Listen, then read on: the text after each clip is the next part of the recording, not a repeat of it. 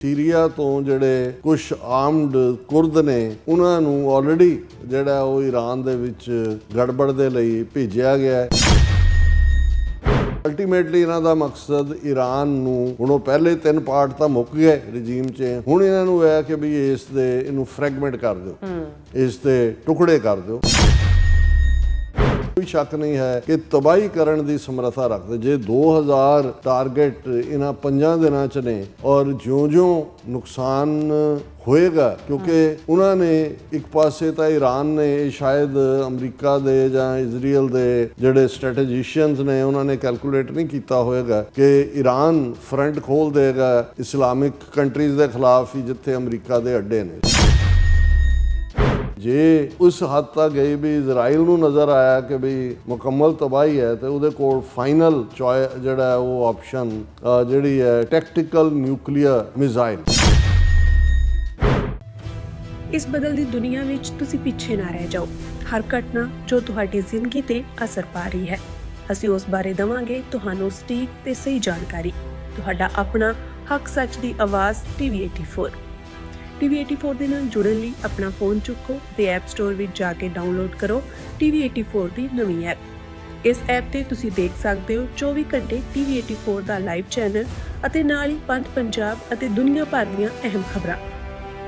ਫਿਰ ਦੇਰ ਕਿਸ ਗੱਲ ਦੀ, ਹੁਣੇ ਡਾਊਨਲੋਡ ਕਰੋ TV 84 ਦੀ ਨਵੀਂ ਐਪ।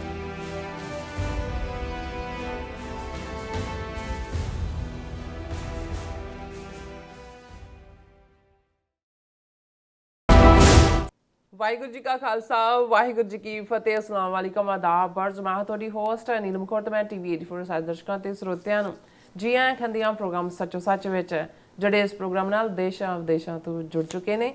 ਖਾਲਸਾ ਅਫੇਅਰ ਸੈਂਟਰ ਦੇ ਸੰਚਾਲਕ ਡਾਕਟਰ ਅਮਰਜੀਤ ਸਿੰਘ ਜੀ ਸਟੂਡੀਓ ਮੇਰੇ ਨਾਲ ਸ਼ਾਮਲ ਨੇ। ਆਓ ਉਹਨਾਂ ਨਾਲ ਗੱਲਬਾਤ ਕਰਕੇ ਅੱਜ ਦੇ ਇਸ਼ੂਜ਼ ਪਰ ਉਹਨਾਂ ਤੋਂ ਉਹਨਾਂ ਦਾ ਤਜਜ਼ੀਆ ਜਾਣਦੇ ਹਾਂ। ਜੀ ਡਾਕਟਰ ਸਾਹਿਬ ਵਾਹਿਗੁਰੂ ਜੀ ਕਾ ਖਾਲਸਾ ਵਾਹਿਗੁਰੂ ਜੀ ਕੀ ਫਤਿਹ। हाँ जी नीलम कौर जी ਤੁਹਾਨੂੰ ਵੀ ਤੇ ਦੁਨੀਆ ਭਰ 'ਚ ਬੈਠੇ ਸਾਡੇ ਬਹੁਤ ਹੀ ਪਿਆਰੇ ਸੋਹਣੇ ਸਿਆਣੇ ਸੁਨੱਖੇ TV 84 ਦੇ ਦਰਸ਼ਕਾਂ ਨੂੰ ਵੀ ਵਾਹਿਗੁਰੂ ਜੀ ਕਾ ਖਾਲਸਾ ਵਾਹਿਗੁਰੂ ਜੀ ਕੀ ਫਤਿਹ।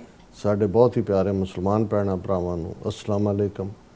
ਗੰਗਾ ਜਮਨੀ ਤਹਿਜ਼ੀਬ ਦੇ ਹਿੰਦੂ ਤਵੀਆਂ ਨੂੰ ਨਮੋ ਨਮੇ ਤੇ ਹੋਰ ਸਭ ਵੀਰਾਂ ਭੈਣਾਂ ਨੂੰ ਆਦਾਬ ਅਰਜ਼। ਜੀ ਡਾਕਟਰ ਸਾਹਿਬ ਜੀ ਆਇਆਂ ਨੂੰ ਪ੍ਰੋਗਰਾਮ ਸੱਚੋ ਸੱਚ ਵਿੱਚ ਬਹੁਤ ਧੰਨਵਾਦ। ਜੀ ਡਾਕਟਰ ਸਾਹਿਬ ਅੱਜ 4 ਮਾਰਚ 2026 20 ਫੱਗਣ ਨਾਨਕ ਸ਼ਾਹੀ ਸੰਮਤ 557 ਦਾ ਦਿਨ ਹੈ ਤੇ ਡਾਕਟਰ ਸਾਹਿਬ ਪ੍ਰੋਗਰਾਮ ਸ਼ੁਰੂ ਕਰਨ ਤੋਂ ਪਹਿਲਾਂ ਅਸੀਂ ਦਰਸ਼ਕਾਂ ਤੇ ਸਰੋਤਿਆਂ ਨੂੰ ਹਮੇਸ਼ਾ ਤਰ੍ਹਾਂ ਦਾ ਅਸੀਂ ਵਿਊਅਰਸ ਜੇ ਤੁਸੀਂ ਹੱਕ ਸੱਚ ਇਨਸਾਫ ਤੇ ਪੈਰਾ ਦਿੰਦਾ ਇੱਕੋ ਇੱਕ ਚੈਨਲ TV 84 ਨੂੰ ਦੇਖਣਾ ਚਾਹੁੰਦੇ ਹੋ ਤਾਂ ਤੁਸੀਂ ਦੇਖ ਸਕਦੇ ਹੋ ਸਪੈਕਟਰਮ ਕੇਬਲ RCN ਕੇਬਲ ਬਲਫਨ ਕੈਨੇਡਾ ਰੂਕੂ ਚਾਦੂ ਬਾਕਸ ਸ਼ਾਵਾ ਫੇਸਬੁੱਕ TV 84 ਦੀ ਐਪ ਰਾਹੀਂ online streaming and IP box ਤੇ ਤੁਸੀਂ TV 84 ਨੂੰ ਦੇਖ ਸਕਦੇ ਹੋ।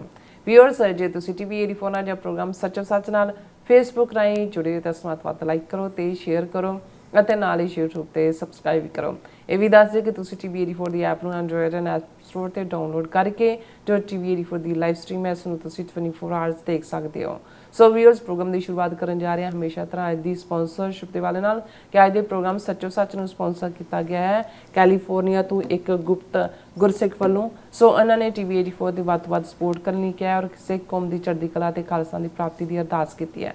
ਸੋ ਅੱਜ ਦੀ ਸਪਾਂਸਰਸ਼ਿਪ ਲਈ ਅਸੀਂ ਗੁਰਸਿੱਖ ਸ਼ੇਅਰਾਂ ਦਾ ਤਹਿ ਦਿਲ ਤੋਂ ਧੰਨਵਾਦ ਕਰਦੇ ਹਾਂ ਔਰ ਤੁਹਾਨੂੰ ਵੀ ਅਪੀਲ ਤੇ ਬੇਨਤੀ ਕਰਦੇ ਹਾਂ ਕਿ ਤੁਸੀਂ ਪ੍ਰੋਗਰਾਮ ਸੱਚੋ ਸੱਚ ਨੂੰ ਵੱਧ ਤੋਂ ਵੱਧ ਸਪਾਂਸਰ ਕਰੋ। ਸਪਾਂਸਰਸ਼ਿਪ ਲਈ ਤੁਸੀਂ ਸਾਨੂੰ ਕਾਲ ਕਰ ਸਕਦੇ ਸਾਡੇ ਫੋਨ ਨੰਬਰ ਤੇ 5166191984 ਸੇਮ ਨੰਬਰ ਤੇ WhatsApp ਕਰ ਸਕਦੇ ਹੋ। ਤੁਸੀਂ ਸਾਨੂੰ ਈਮੇਲ ਵੀ ਕਰ ਸਕਦੇ ਹੋ info@tv84.tv ਤੇ।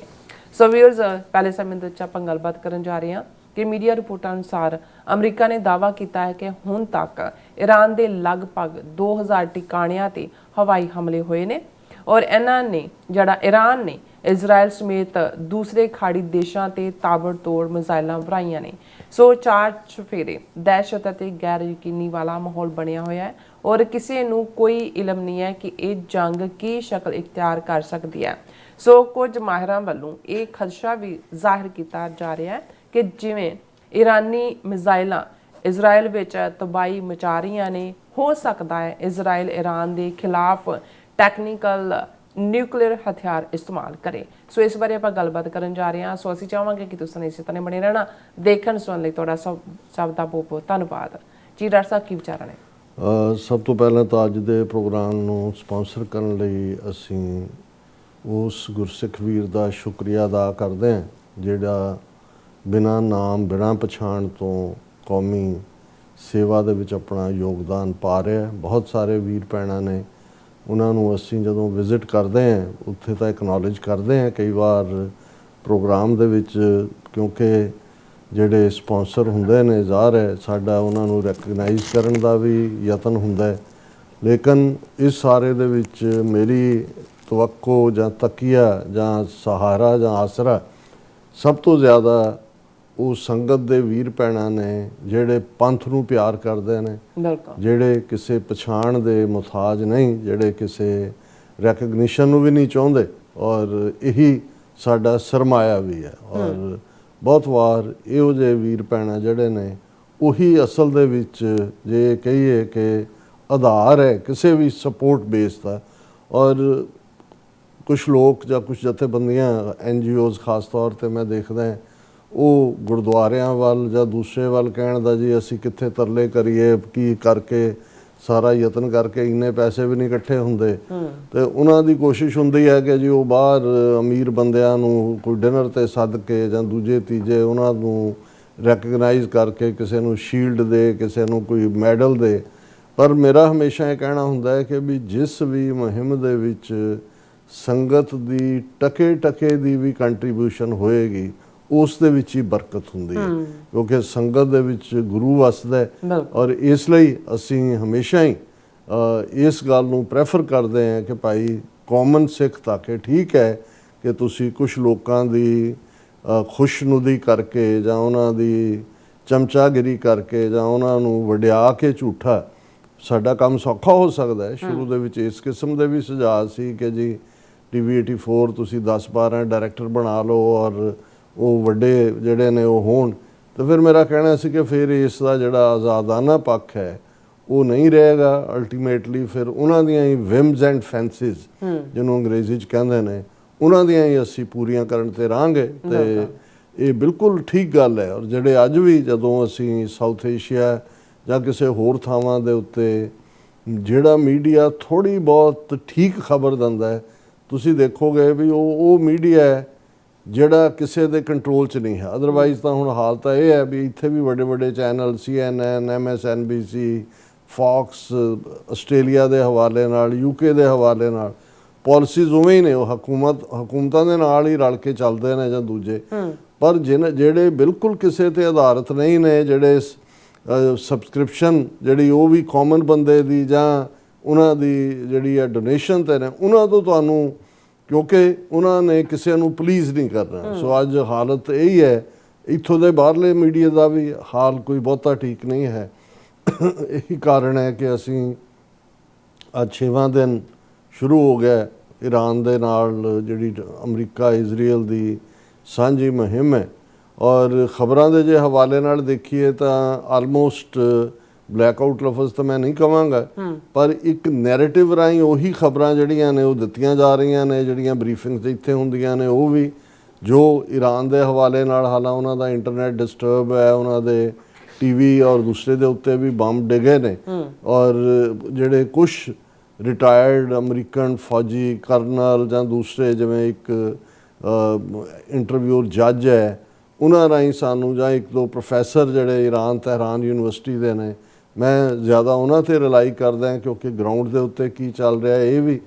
ਔਰ ਇੱਕ ਨੈਰੇਟਿਵ ਜ਼ਾਹਰ ਹੈ ਅਮਰੀਕਨ ਗੌਰਮੈਂਟ ਦਾ ਆਪਣੇ ਲੈਵਲ ਦੇ ਉੱਤੇ ਖਾਸ ਤੌਰ ਜਿਹਦੇ 'ਚ ਤੁਹਾਨੂੰ ਵਖਰੇਵਾਂ ਨਜ਼ਰ ਆਉਂਦਾ, ਕਿਉਂਕਿ ਹੁਣ 2 ਦਿਨ ਪਹਿਲਾਂ ਹੀ ਮਾਰਕੋ ਰੂਬੀਓ ਜਿਹੜੇ ਸੈਕਟਰੀ ਆਫ ਸਟੇਟ ਨੇ, ਔਰ ਜ਼ਾਹਰ ਹੈ ਕਿ ਵੀ ਜਿਨ੍ਹਾਂ ਦਾ ਜ਼ਿਕਰ ਹੁੰਦਾ ਹੈ ਕਿ ਵੀ ਜਿਨ੍ਹਾਂ ਨੇ ਇਹ ਜੰਗ ਪੁਸ਼ ਕੀਤੀ, ਉਹਨਾਂ 'ਚ ਜ਼ਾਹਰ ਹੈ 2 ਉਹਨਾਂ ਦੇ ਆਪਣੇ ਰਿਸ਼ਤੇਦਾਰ ਜਾਂ ਕੌਨਫੀਡੈਂਟ ਨੇ ਪ੍ਰੈਜ਼ੀਡੈਂਟ ਟਰੰਪ ਦੇ। ਇੱਕ ਤਾਂ ਉਹਨਾਂ ਦਾ ਜਵਾਈ ਹੈ ਜੈਰਡ ਕੁਸ਼ਨਰ ਔਰ ਦੂਸਰਾ ਵਿਟਕੌਫ ਹੈ, ਦੋਨੋਂ ਯਹੂਦੀ। ਔਰ ਦੋਨਾਂ ਦਾ ਹੀ ਜਿਹੜਾ ਏਜੰਡਾ, ਉਹ ਨੈਗੋਸ਼ੀਏਟਰ ਵੀ ਸੀ ਜਿਹੜੇ ਗੱਲਬਾਤ ਵੀ ਕਰ ਰਹੇ ਸੀ। ਸੋ ਇਹ ਬੜਾ ਜ਼ਾਹਰ ਹੈ ਕਿ ਵੀ ਉਹ ਨੈਗੋਸ਼ੀਏਸ਼ਨ, ਹੁਣ ਤਾਂ ਇਹ ਵੀ ਆ ਰਿਹਾ ਵੀ ਇਹ ਹਮਲਾ ਤਾਂ ਪਲਾਨ ਦਸੰਬਰ ਦਾ ਸੀ, ਫਿਰ ਕ੍ਰਿਸਮਸ ਦੇ ਨੇੜੇ ਤੇੜੇ ਹੋਣਾ ਸੀ, ਪਰ ਇਹ ਡਿਲੇ ਹੁੰਦਾ ਚਲਾ ਗਿਆ।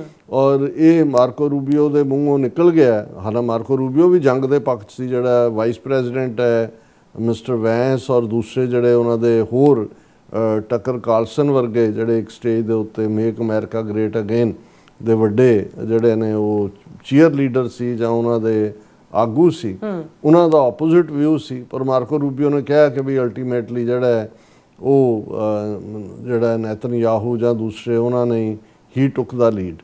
ਔਰ ਉਹਨੇ ਨੈਤਨਯਾਹੂ ਨੇ ਫੌਕਸ ਨਿਊਜ਼ ਨੂੰ ਕਿਹਾ ਵੀ ਪ੍ਰੈਜ਼ੀਡੈਂਟ ਟਰੰਪ ਤਾਂ ਇੰਨੇ ਵੱਡੇ ਬੰਦੇ ਨੇ, ਉਹਨਾਂ ਨੂੰ ਕਿਸੇ ਦੇ ਕਹੇ ਤੇ ਥੋੜੀ ਚੱਲਦੇ ਨੇ ਦੂਜੇ।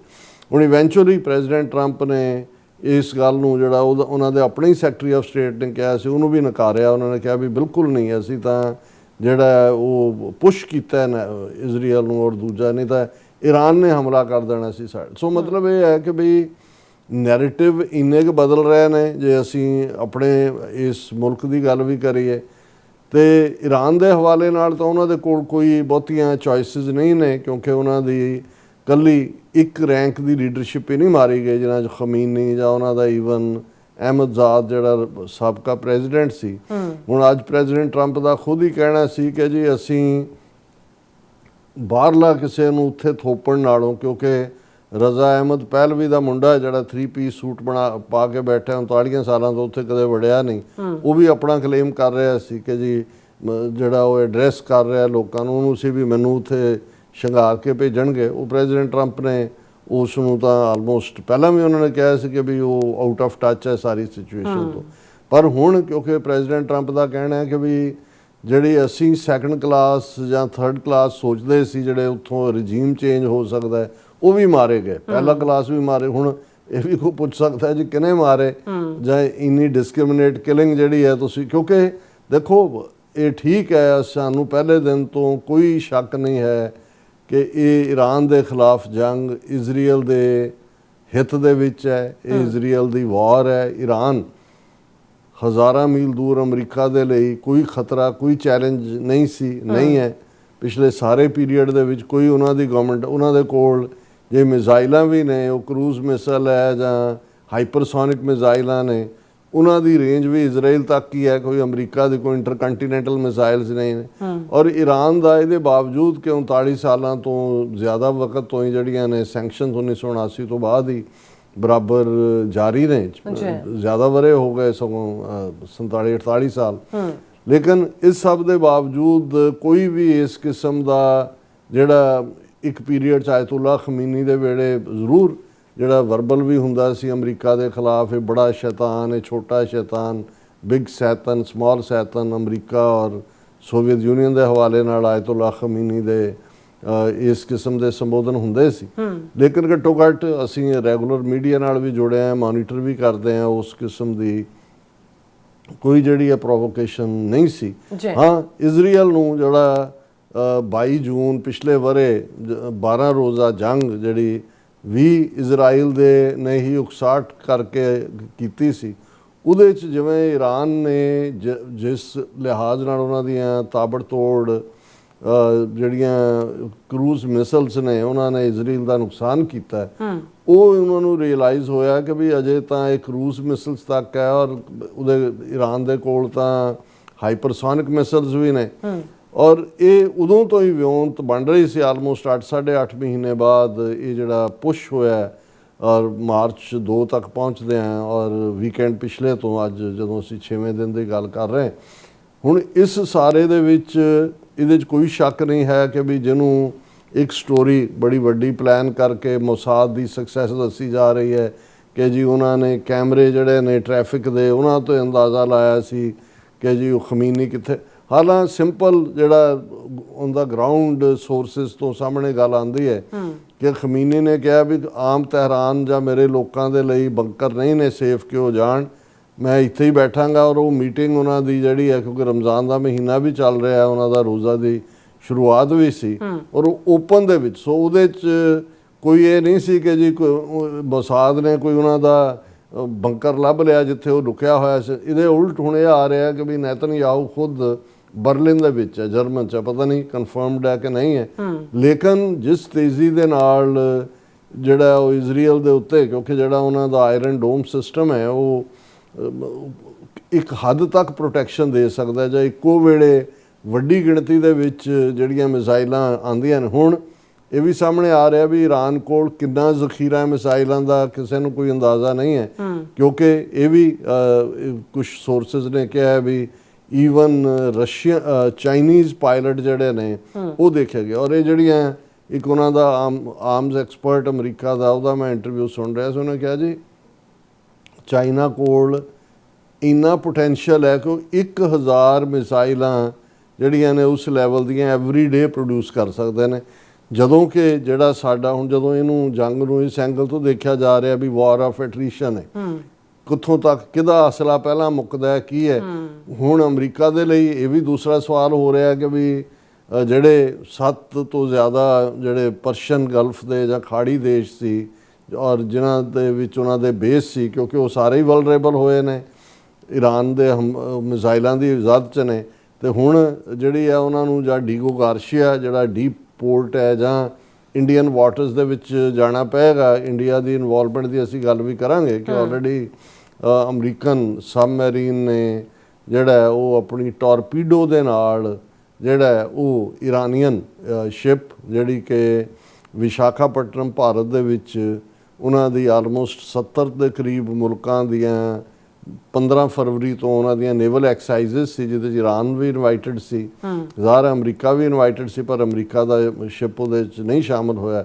ਵਾਪਸੀ ਤੇ ਉਹਨੂੰ ਅਮਰੀਕਾ ਨੇ ਸਿੰਕ ਕਰ ਦਿੱਤਾ ਹੈ, ਜਿਹਦੇ 'ਚ ਵੱਡੀ ਗਿਣਤੀ ਸੇਲਰ ਜਿਹੜੇ ਨੇ ਉਹ ਡੁੱਬ ਕੇ ਮਰੇ ਨੇ।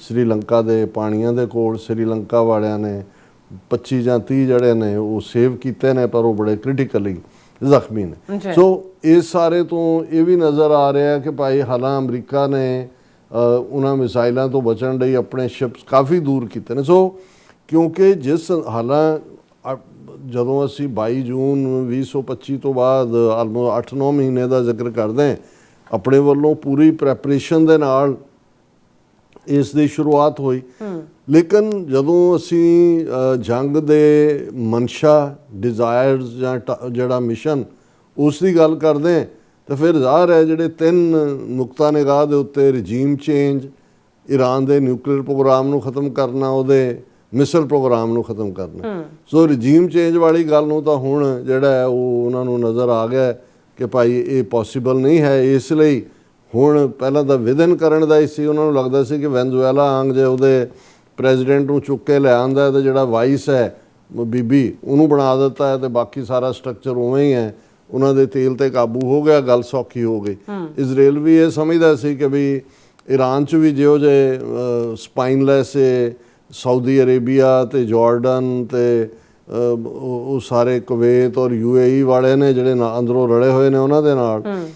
ਜਿਵੇਂ ਅੱਜ ਮੈਂ ਇੱਕ ਇਸਲਾਮਿਕ ਸਕਾਲਰ ਦੀ ਬਹੁਤ ਪੁਰਾਣੀ ਤਕਰੀਰ ਸੁਣ ਰਿਹਾ ਸੀ, ਉਹ ਕਹਿ ਰਿਹਾ ਸੀ ਕਿ ਵੀ ਖੜਨ ਵਾਲਾ ਜਿਹਨੂੰ ਅਸੀਂ ਇਸਲਾਮ ਦੇ ਮੁਤਾਬਕ ਠੀਕ ਇਸਲਾਮ ਨਾ ਮੰਨਣ ਵਾਲੇ ਕਹਿੰਦੇ ਆ ਸ਼ੀਆਈਟ, ਕਹਿੰਦੇ ਵੀ ਉਹ ਤਾਂ ਡਟ ਕੇ ਖਲੋਤੇ ਨੇ ਇਜ਼ਰਾਈਲ ਦੇ ਖਿਲਾਫ, ਤੇ ਜਿਹੜੇ ਇੰਨੇ 1 ਬਿਲੀਅਨ ਸੁੰਨੀ ਨੇ ਕਹਿੰਦੇ ਵੀ ਉਹ ਸੁੰਨੀ ਹੋ ਗਏ, ਉਹ ਕੋਈ ਕੁਛ ਨਹੀਂ ਕਰ ਰਹੇ। ਸੋ ਕਹਿਣ ਦਾ ਮਤਲਬ ਇਹ ਹੈ ਕਿ ਵੀ ਇਹ ਵੀ ਹੁਣ ਜਿਹੜਾ ਫਿਕਰ ਇਹਨਾਂ ਨੂੰ ਹੋਇਆ ਵੀ ਇਹ ਨਾ ਹੋਏ ਵੀ ਰਜੀਮ ਚੇਂਜ ਈਰਾਨ 'ਚ ਤਾਂ ਕੀ ਹੋਣੀ ਹੈ। ਇਹ ਜਿਹੜੇ ਸਾਰੇ ਸ਼ੇਖ ਤੇ ਦੂਜੇ ਬੈਠੇ ਸੀ ਤੇ ਜਿਵੇਂ ਇਹ ਸਾਰੇ ਵਲਨਰੇਬਲ ਹੋਏ ਨੇ, ਫਿਊਚਰ 'ਚ ਇਹਨਾਂ ਨੂੰ ਕੌਣ ਡਿਫੈਂਡ ਕਰੇਗਾ, ਤੇ ਲੋਕਲ ਕਿਉਂਕਿ ਅਨਪੋਪੂਲਰ ਨੇ ਵੀ ਇਹਨਾਂ ਦੇ ਖਿਲਾਫ ਹੀ ਨਾ, ਇਹ ਵੀ ਇੱਕ ਨਵਾਂ ਐਂਗਲ ਹੈ। ਪਰ ਜਿਹੜਾ ਇਸ ਦੇ ਬਾਵਜੂਦ ਕਿਉਂਕਿ ਅੱਜ ਜਿਹੜੀ ਬਰੀਫਿੰਗ ਕੀਤੀ ਹੈ ਅਮਰੀਕਨ ਜਿਹੜੀ ਹੈ ਸੈਂਟਰਲ ਕਮਾਂਡ ਦੇ ਮੇਜਰ ਉਹਨਾਂ ਦੇ ਜਿਹੜੇ ਜਨਰਲ ਨੇ, ਉਹਨਾਂ ਨੇ ਉਹਨਾਂ ਦੀ ਜਿਹੜੀ ਹੈਡਲਾਈਨ ਹੀ ਹੈ AFP ਦੀ ਨਿਊਜ਼ ਹੈ ਏਜੰਸੀ ਫ੍ਰੈਂਚ ਪ੍ਰੈਸ ਦੀ, US says 2000 targets hit as Iran retaliates across Gulf। ਕਿ 2000 ਟਿਕਾਣਿਆਂ 'ਚ ਪਿਛਲੇ 5 ਦਿਨਾਂ ਦੀ ਇਹ ਫਿਗਰ ਹੈ, 2000 ਟਿਕਾਣਿਆਂ ਦੇ ਉੱਤੇ ਜਿਹੜੀ ਹੈ ਉਹ ਬੰਬਾਰੀ ਹੋਈ ਹੈ। ਅਜੇ ਇਹ ਨਹੀਂ ਹੈ ਕਿ ਬਈ ਉਹ ਤਾਂ ਜਿਹੜੇ ਨੇ ਉਹ ਡੀਟੇਲ, ਪਰ ਇਹਦੇ 'ਚ ਹੁਣ ਇਹ ਵੀ ਆ ਰਿਹਾ ਉਹਨਾਂ 'ਚ ਹਸਪਤਾਲ ਵੀ ਸ਼ਾਮਲ ਨੇ। ਪਹਿਲਾ ਹਮਲਾ ਜਿਹੜਾ ਇਜ਼ਰਾਈਲ ਨੇ ਕੀਤਾ ਉਹਦੇ 'ਚ 160 ਦੇ ਕਰੀਬ ਬੱਚੀਆਂ ਸਕੂਲ ਦੀਆਂ 6 ਤੋਂ 12 ਸਾਲ ਦੀਆਂ, ਜਿਨ੍ਹਾਂ ਦੇ ਸਾਂਝੇ ਕਾਫਨ ਬਣਾ ਕੇ ਉਹਨਾਂ ਨੂੰ ਬਰੀਅਲ ਦਿੱਤੀ ਗਈ ਹੈ। ਔਰ ਹਸਪਤਾਲ ਵੀ, ਪੁਲਿਸ ਥਾਣੇ ਵੀ, ਆਮ ਪਬਲਿਕ ਪਲੇਸਿਸ, ਕਿਉਂਕਿ 2000 ਟਿਕਾਣੇ ਤਾਂ ਬਹੁਤ ਹੁੰਦੇ ਨੇ।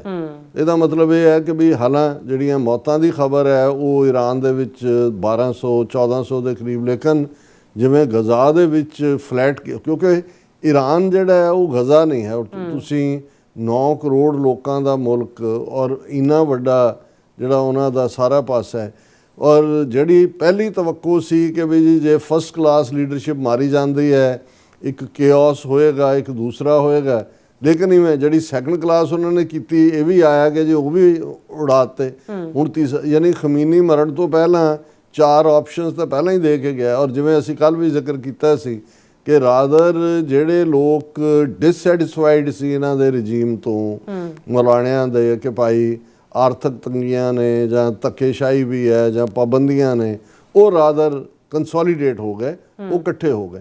ਹੁਣ ਜਿਹੜਾ ਸੀ ਕਿ ਜੀ ਅੰਦਰੋਂ ਰਿਬੈਲੀਅਨ ਹੋਏਗਾ, ਲੋਕ ਜਿਹੜੇ ਨੇ, ਜਿਹੜੀ ਕਾਲ ਵੀ ਦਿੱਤੀ ਪ੍ਰੈਜ਼ੀਡੈਂਟ ਨੇ ਕਿ ਭਾਈ ਟੇਕ ਓਵਰ ਕਰ ਲਓ ਪਾਵਰ, ਇਹ ਤੁਹਾਡਾ ਲਾਸਟ ਚਾਂਸ ਹੈ, ਉਹ ਗੱਲ ਤਾਂ ਗਈ ਆਈ। ਹੁਣ ਇਸ ਦੇ ਉਲਟ ਉਹ ਬਿਲਕੁਲ ਜਿਹੜਾ ਡਿਫਾਇੰਸ ਦੇ ਹੀ ਰਹੇ ਨੇ।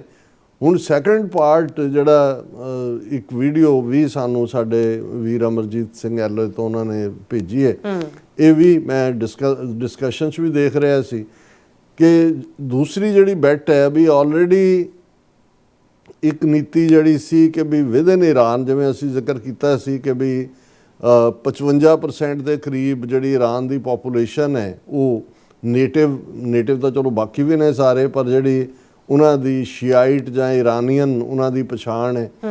ਔਰ ਫਿਰ ਇੱਕ ਵੱਡੀ 20% ਦੇ ਕਰੀਬ ਉਹ ਵੀ ਸ਼ੀਆ ਨੇ, ਲੇਕਿਨ ਅਜ਼ਰਬਾਈਜਾਨ ਅਜ਼ਰੀ ਉਹਨਾਂ ਨੂੰ ਕਹਿੰਦੇ ਨੇ, ਉਹ ਉਹਨਾਂ ਦੀ ਪਛਾਣ ਹੈ ਜਿਹੜੀ ਹੈ ਸ਼ਨਾਖਤ। 10% ਦੇ ਕਰੀਬ ਜਿਹੜੇ ਕੁਰਦ ਨੇ, ਜਿਹੜੇ ਕੁਰਦ ਆਲਮੋਸਟ ਆਬਾਦੀ ਤਾਂ ਉਹਨਾਂ ਦੀ ਵੀ 30 ਮਿਲੀਅਨ ਦੇ ਲਗਭਗ ਹੈ, 12-13 ਮਿਲੀਅਨ ਟਰਕੀ 'ਚ ਨੇ, ਨਾਰਥ ਇਰਾਕ ਦੇ ਵਿੱਚ ਨੇ, ਔਰ ਈਰਾਨ ਦੇ ਵਿੱਚ ਨੇ, ਸੀਰੀਆ ਦੇ ਵਿੱਚ ਵੀ ਨੇ। ਸੋ ਈਰਾਨ ਦੇ ਵਿੱਚ ਵੀ ਜਿਹੜੀ ਹੈ ਉਹਨਾਂ ਦੀ ਕੁਰਦਾਂ ਦੀ ਆਬਾਦੀ ਜਿਹੜੀ ਹੈ ਉਹ ਇੱਕ ਫਰਿੰਜ ਦੇ ਉੱਤੇ ਹੈ। ਇੱਕ ਪਾਸੇ ਫਰਿੰਜ ਕੁਰਦ ਨੇ, ਇੱਕ ਪਾਸੇ 10% ਦੇ ਨੇੜੇ ਤੇੜੇ ਬਲੋਚ ਨੇ, ਬਲੋਚ ਵੀ ਇੱਕ ਕਾਰਨਰ।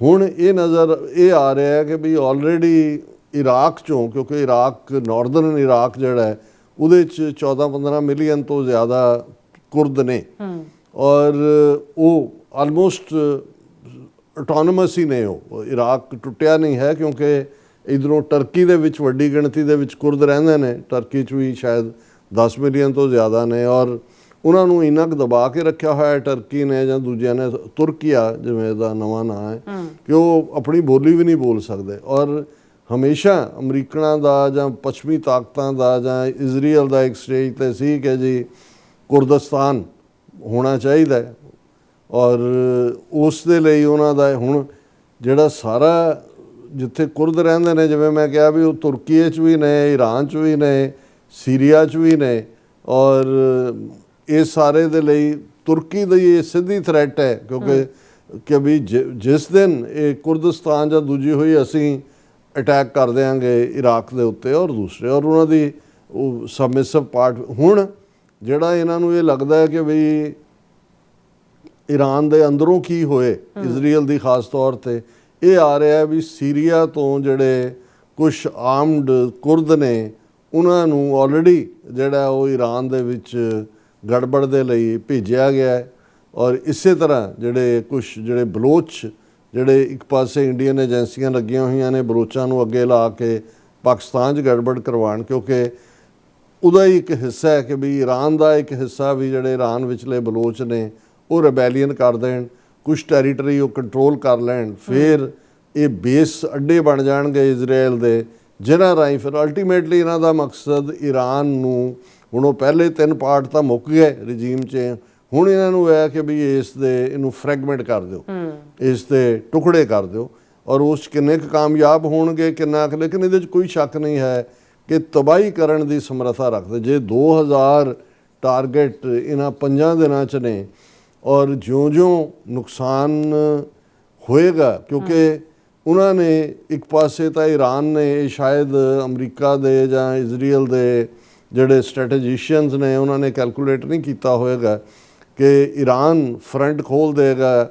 ਇਸਲਾਮਿਕ ਕੰਟਰੀਜ਼ ਦੇ ਖਿਲਾਫ ਹੀ ਜਿੱਥੇ ਅਮਰੀਕਾ ਦੇ ਅੱਡੇ ਨੇ। ਸੋ ਇਹ ਇੱਕ ਆਪਣੇ ਆਪ ਦੇ ਵਿੱਚ ਇੱਕ ਨਵਾਂ ਚੈਲੰਜ, ਔਰ ਜ਼ਾਹਰ ਹੈ ਇਸ ਨੇ ਜਿਹੜੀ ਤੇਲ ਦੀ ਸਪਲਾਈ ਦੇ ਉੱਤੇ ਵੀ ਅਸਰ ਪਾਇਆ। ਆਲਰੇਡੀ ਪ੍ਰਾਈਸਿਸ ਅਪ ਜਾ ਰਹੇ ਨੇ ਔਰ ਇਹ ਵੀ ਆ ਰਿਹਾ ਵੀ ਅਮਰੀਕਾ ਕੋਲ ਤਾਂ ਆਪਣਾ ਤੇਲ ਹੈ ਜਾਂ ਦੂਜੇ ਹੈ, ਬਾਕੀ ਦਾ ਕੀ ਹੋਏਗਾ। ਇਹੀ ਕਾਰਨ ਹੈ ਕਿ ਸੈਂਸੈਕਸ ਤੋਂ ਲੈ ਕੇ ਜਿਹੜਾ ਇੰਡੀਆ ਦਾ ਵੀ ਜਿਹੜਾ ਉਹ ਡਿੱਗ ਰਿਹਾ ਬੜੀ ਬੁਰੀ ਤਰ੍ਹਾਂ, ਪ੍ਰਾਈਸਿਸ ਅਪ ਜਾ ਰਹੇ ਨੇ।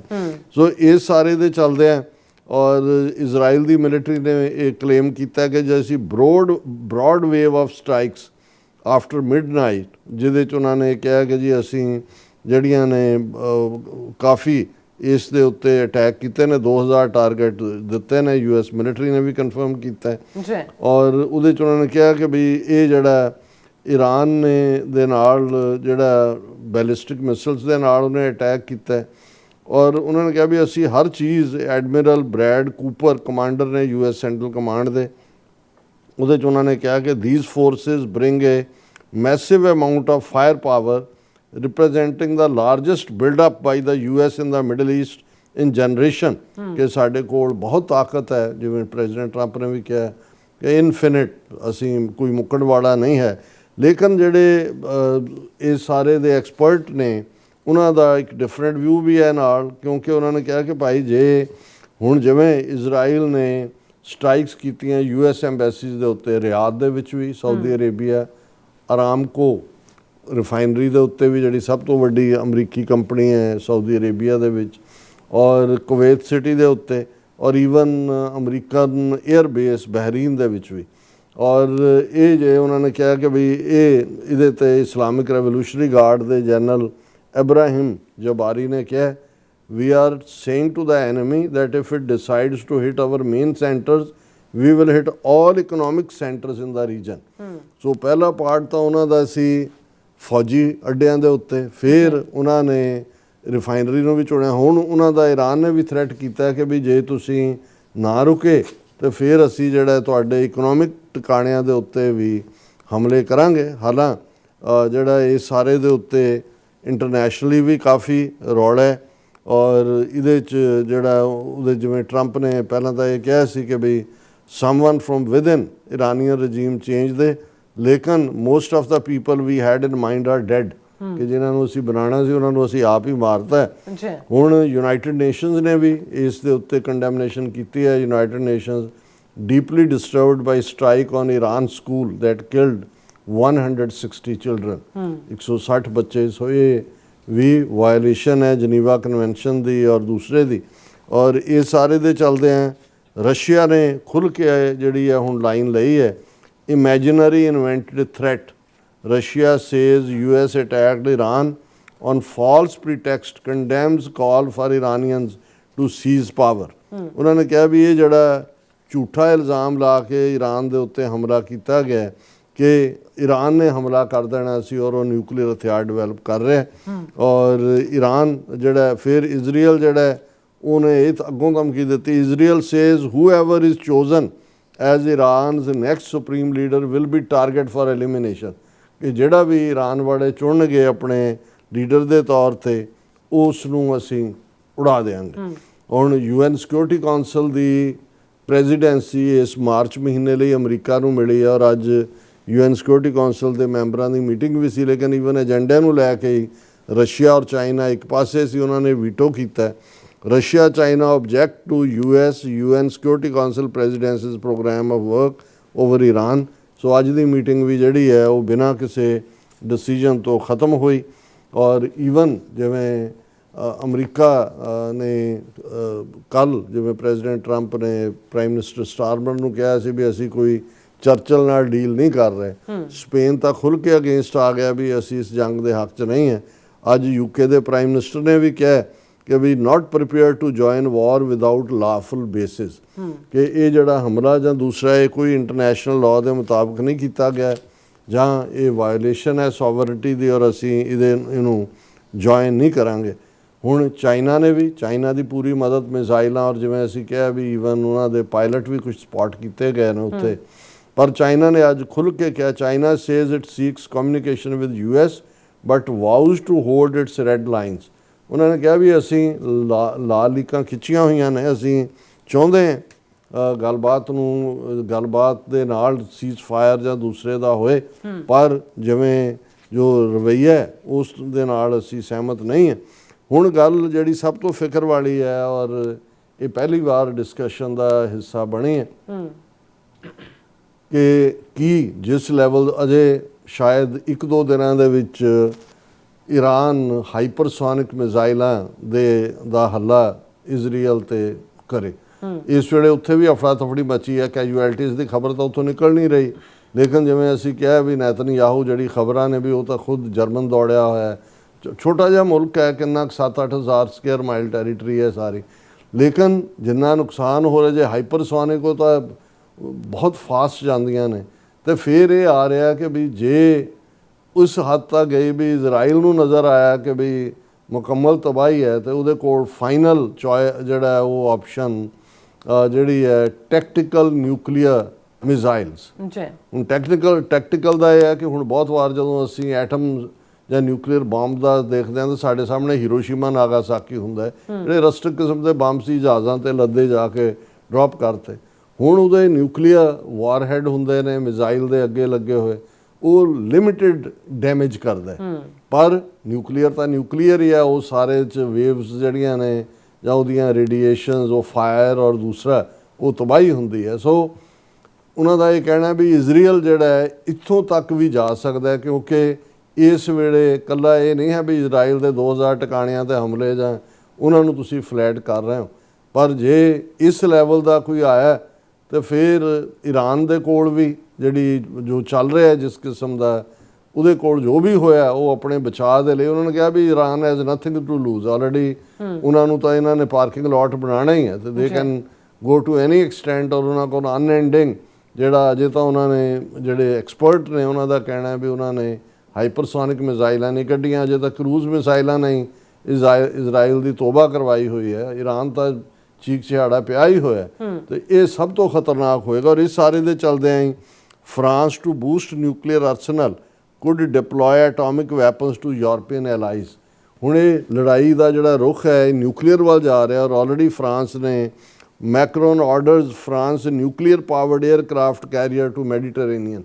ਹੁਣ ਫਰਾਂਸ ਇਹ ਦਾ ਜਿਹੜਾ ਨਿਊਕਲੀਅਰ ਲੇਸਟ ਉਹਨਾਂ ਦਾ 에ਅਰਕ੍ਰਾਫਟ ਕੈਰੀਅਰ ਹੈ ਉਹ ਮੈਡੀਟਰੇਨੀਅਨ ਦੇ ਵਿੱਚ ਪਹੁੰਚ ਗਿਆ ਔਰ ਇਸ ਸਾਰੇ ਦੇ ਚਲਦੇ ਆ ਜਿਵੇਂ ਅਸੀਂ ਕਿਹਾ ਕਿ ਭਾਈ ਸ਼ੁਰੂਆਤ ਤਾਂ ਹੋ ਗਈ ਜੰਗ ਦੀ, ਇਜ਼ਰਾਈਲ ਨੇ ਕੀਤੀ ਕਿ ਕਿਹਨੇ ਕੀਤੀ, ਲੇਕਿਨ ਇਸ ਦਾ ਐਂਡ ਕਿਵੇਂ ਹੋਏਗਾ, ਕੀ ਰੁਖ ਲਏਗੀ, ਇਕਨੋਮਿਕਲੀ ਆਲਰੇਡੀ ਉਸ ਨੇ ਹਰਟ ਕਰਨਾ ਸ਼ੁਰੂ ਕੀਤਾ ਹੈ। ਇਹ ਸਾਰਾ ਜਿਹੜਾ ਹੈ ਇਹ ਬਹੁਤ ਅਨਸਰਟਨ ਹੈ, ਪਰ ਅਗੇਨ ਹੋਪਿੰਗ ਅਗੇਂਸਟ ਹੋਪ, ਬਿਲਕੁਲ ਇਹ ਸਾਡੀ ਹਿਊਮਨ ਨੇਚਰ ਦੀ ਫੋਲੀ ਵੀ ਹੈ। ਪਰ ਆਸ ਤਾਂ ਇਹੀ ਹੈ ਕਿ ਭਾਈ ਇਸ ਦਾ ਐਂਡ ਹੋਏ, ਸੀਜ਼ ਫਾਇਰ ਹੋਏ ਔਰ ਇਹ ਜਿਹੜਾ ਕਿਸੇ ਵੀ ਕਿਉਂਕਿ ਅਲਟੀਮੇਟਲੀ ਜੇ ਨਿਊਕਲੀਅਰ ਚੈਂਡ ਹੁੰਦਾ ਫਿਰ ਨਜ਼ਰ ਹੀ ਆ ਰਿਹਾ ਵੀ ਗੱਲ ਉਹਦਾ ਕੀ ਬਣੇਗਾ ਸਾਰੇ ਦਾ। ਜੀ ਰਾਸਾ ਤੁਹਾਡਾ ਬਹੁਤ ਬਹੁਤ ਸ਼ੁਕਰੀਆ। ਸਾਥ ਲੈਣ ਬ੍ਰੇਕ ਤੇ ਜਾਣ ਤੋਂ ਪਹਿਲਾਂ ਅਸੀਂ ਦਰਸ਼ਕਾਂ ਦੇ ਸਰੋਤਿਆਂ ਨੂੰ ਅਪੀਲ ਤੇ ਬੇਨਤੀ ਕਰਦੇ ਹਾਂ ਵਿਊਅਰਸ, ਜਿਸ ਤਰ੍ਹਾਂ ਕਿ ਤੁਸੀਂ ਜਾਣਦੇ ਹੋ ਕਿ ਟੀਵੀ 84 ਪੰਥਕ ਚੈਨਲ ਹੈ, ਟੀਵੀ 84 ਦੀ ਚੜ੍ਹਦੀ ਕਲਾ ਲਈ ਵੱਧ ਤੋਂ ਵੱਧ ਡੋਨੇਟ ਕਰੋ। ਡੋਨੇਟ ਕਰਨ ਲਈ ਸਾਡੀ ਵੈਬਸਾਈਟ tv84.tv ਤੇ ਜਾ ਕੇ ਪੇਪਲ ਦੀ ਵਰਤੋਂ ਕਰਕੇ ਵਨ ਟਾਈਮ ਡੋਨੇਟ ਕਰ ਸਕਦੇ ਹੋ, ਮੰਥਲੀ ਡੋਨੇਟ ਵੀ ਕਰ ਸਕਦੇ ਹੋ। ਤੁਸੀਂ ਟੀਵੀ 84 ਦੇ ਨਾਮ ਤੇ ਚੈੱਕ ਬਣਾ ਕੇ ਸਾਨੂੰ ਮੇਲ ਵੀ ਕਰ ਸਕਦੇ ਹੋ ਸਾਡੇ ਇਸ ਪਤੇ ਤੇ 36-01 37th Avenue, Long Island City, New York 11101 USA, ਜਾਂ ਫਿਰ ਤੁਸੀਂ ਸਾਨੂੰ ਫੋਨ ਰਾਹੀਂ ਵੀ ਸੰਪਰਕ ਕਰ ਸਕਦੇ ਹੋ 5166619184। ਤੁਸੀਂ ਸਾਨੂੰ ਈਮੇਲ ਵੀ ਕਰ ਸਕਦੇ ਹੋ info@tv84.tv ਤੇ। ਅਸੀਂ ਤੁਹਾਡੇ ਤਹਿ ਦਿਲ ਤੋਂ ਸ਼ੁਕਰਗੁਜ਼ਾਰ ਹੋਵਾਂਗੇ। ਸੋ ਇੱਥੇ ਲੈਣੇ ਬ੍ਰੇਕ ਵਿਊਅਰਸ, ਤੁਸੀਂ ਇਸੇ ਤਰ੍ਹਾਂ ਬਣੇ ਰਹਿਣਾ। ਮਿਲਦੇ ਹਾਂ ਆਫਟਰ ਦਿਸ ਸ਼ਾਰਟ ਬ੍ਰੇਕ।